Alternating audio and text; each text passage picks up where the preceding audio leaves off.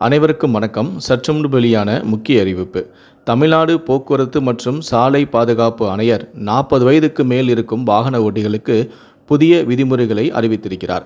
இதை பற்றி விரிவாக தெரிஞ்சுக்கணும்னா இந்த வீடியோவை கடைசி வரைக்கும் ஸ்கிப் பண்ணாமல் முழுமையாக பாருங்கள். இந்த வீடியோக்குள்ளே போகிறதுக்கு முன்னாடி இந்த வீடியோக்கு ஒரு லைக் பட்டனை ப்ரெஸ் பண்ணிடுங்க.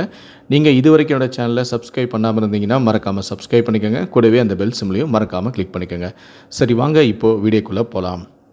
தமிழ்நாடு போக்குவரத்து மற்றும் சாலை பாதுகாப்பு ஆணையர் வெளியிட்டுள்ள செய்திக்குறிப்பில், மத்திய மோட்டார் வாகன விதி எண் 5 படி 40 வயதிற்கும் மேற்பட்டவர்கள் பதிவு பெற்ற மருத்துவரிடம் மருத்துவச் சான்று பெற்ற பின்னரே புதிய ஓட்டுநர் உரிமம் பெறுவதற்கோ அல்லது பழைய ஓட்டுநர் உரிமத்தினை புதுப்பிக்கவோ இயலும்.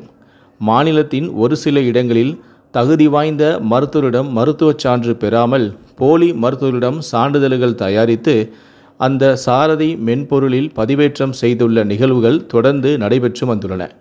இதனை முடித்த பின்பு அவர்கள் சமர்ப்பித்த ஆவணங்கள் சரிபார்க்கப்பட்டு அவர்கள் சாரதி மென்பொருளை பயன்படுத்தி விண்ணப்பதாரர்களின் மருத்துவ சான்றினை பதிவேற்றம் செய்வதற்கு அனுமதிக்கப்படும். மருத்துவர்கள் தங்களது விவரங்களை முதலில் உள்ளீடு செய்து தங்களுக்கான சாரதி மென்பொருளில் நுழைவினை ஒருமுறை உறுதி செய்து கொண்டால் போதுமானது. அவ்வாறு முறையாக சாரதி மென்பொருளில் பதிவு செய்து கொண்ட பின்னர் தொடர்ந்து விண்ணப்பதாரர்களுக்கான மருத்துவ சான்றினை மருத்துவர்கள் எலக்ட்ரானிக் முறையிலேயே சாரதி மென்பொருளில் பதிவேற்றம் செய்து கொள்ள முடியும்.